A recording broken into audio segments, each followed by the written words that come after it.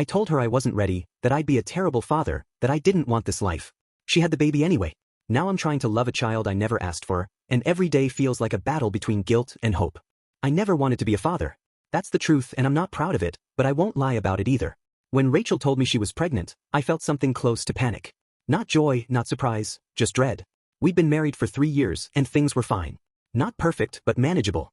We both worked, we had our routines, we argued sometimes, but nothing explosive. I thought we were on the same page about kids. We talked about it once or twice, and I always said I wasn't ready.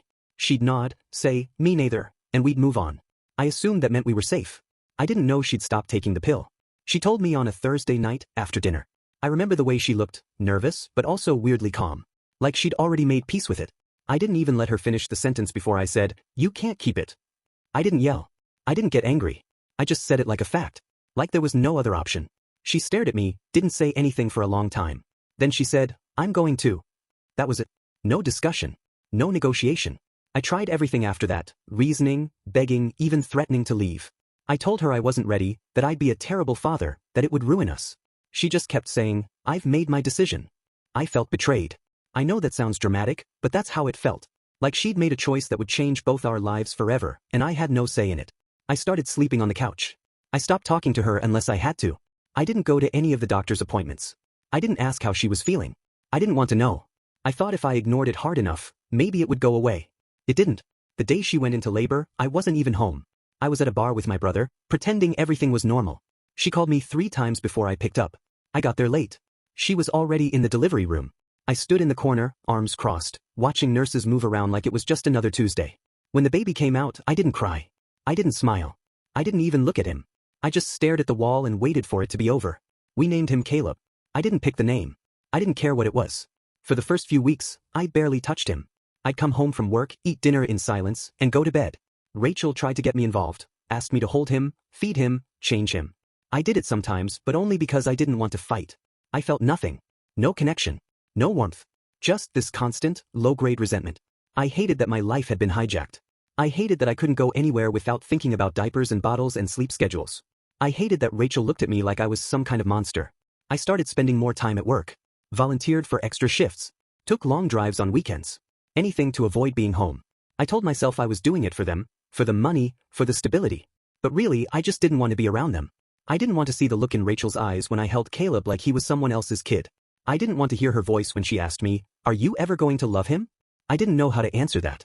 I didn't know if I could.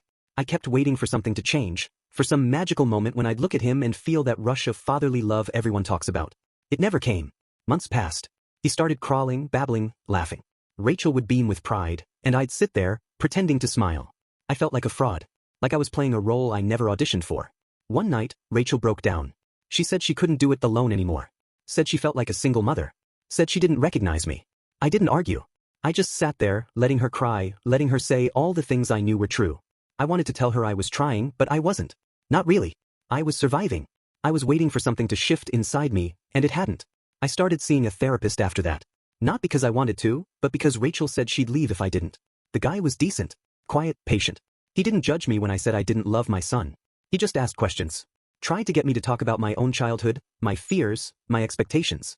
I told him I was scared of becoming my father, distant, cold, always working. I told him I didn't know how to be anything else. He said something that stuck with me. He said, "You don't have to feel it right away. You just have to show up." So I started showing up. I started picking Caleb up from daycare.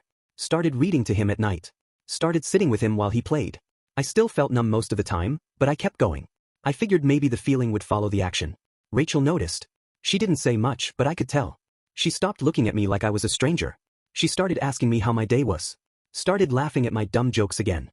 It wasn't perfect, but it was something. Caleb turned 1 last month. We had a small party, just family, a few friends. I held him while he smashed cake into his face. He looked up at me and smiled, and for a second I felt something. Not a flood, not a miracle. Just a flicker. Like maybe, just maybe, I could learn to love him. Not because I was supposed to. Not because Rachel needed me to. But because he was mine. Because he deserved it. That flicker didn't turn into a flame overnight. I wish I could say it did. I wish I could tell you that after that birthday party, everything changed. But it didn't. The next morning I still woke up tired.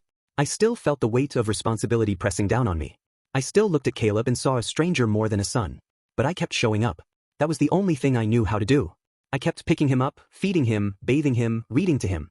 I kept pretending I was the kind of father he deserved, hoping one day I wouldn't have to pretend. Rachel and I started talking more.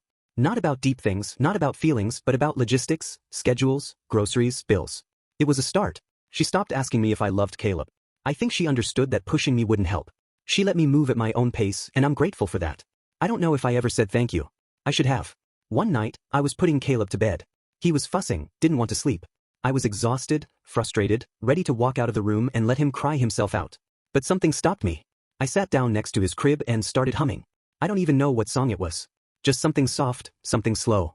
He quieted down. Looked at me with those big eyes. Reached out and grabbed my finger. And I felt it again, that flicker. A little stronger this time. Like maybe I was doing something right. I started noticing things. The way he laughed when I made silly faces. The way he clung to me when he was scared. The way he looked for me when I walked into a room. I started realizing that he didn't care about the doubts in my head. He didn't care that I hadn't wanted him. He just wanted me to be there. To hold him. To love him.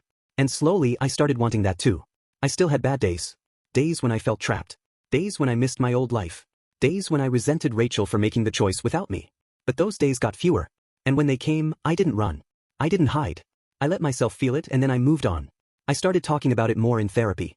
Started unpacking the guilt, the shame, the fear. I told my therapist I felt like I'd failed before I even began. He said, "You didn't fail. You hesitated. That's human." I think about that a lot. About how much pressure we put on ourselves to be perfect. To feel the right things at the right time. To live up to some ideal we never agreed to. I wasn't ready to be a father. That's true. But I became one anyway. And maybe that's enough. Rachel and I had a long talk one night after Caleb went to sleep. She asked me if I still resented her. I told her the truth. I did a little. Not because she made the wrong choice, but because she made it alone. I told her I felt powerless, like my voice didn't matter. She listened. She didn't defend herself. She just said, "I was scared too." That hit me harder than I expected. I'd spent so long thinking she was the strong one, the decisive one, the one who dragged us into this new life. I never stopped to think that maybe she was just doing the best she could. We cried together that night. For the first time in a long time, I felt close to her. Not just as my wife, but as someone who'd been through hell with me. Someone who'd carried the weight when I couldn't. I told her I was trying. She said she saw it. That meant more than I can explain. Caleb's 2 now. He's walking, talking, throwing tantrums. He's got this wild energy, this stubborn streak that drives me crazy and makes me proud at the same time. He calls me Dada and runs to me when I get home. He wants me to play with him, read to him, chase him around the house. And I do. Not because I have to. Because I want to. I still think about the beginning. About how close I came to walking away. About how different things could have been. I think about the version of me that sat in that bar, ignoring Rachel's calls. The version that stood in the delivery room, arms crossed, waiting for it to be over. I don't hate that version. I understand him. He was scared. He was lost. He thought love was supposed to be instant, effortless. He didn't know it could be built, slowly, painfully, one day at a time. I don't know if I'll ever be the kind of father who writes letters to his son or gives big emotional speeches. That's not me. But I show up. Every day. I hold him when he cries. I cheer when he laughs. I teach him things, even when I don't know what I'm doing. I'm there. And that's what matters. Sometimes I watch him sleep. His little chest rising and falling, his fingers curled into fists. And I feel something deep in my chest. Not guilt. Not fear. Just love. Real, quiet, steady love. The kind that doesn't need words. The kind that forgives the past and believes in the future. I never wanted to be a father. But I am one. And I'm learning, slowly, how to be a good one. Not perfect. Just present. Just real. That's enough. That has to be enough. If you enjoyed the video, don't forget to hit that like button and subscribe for more content like this.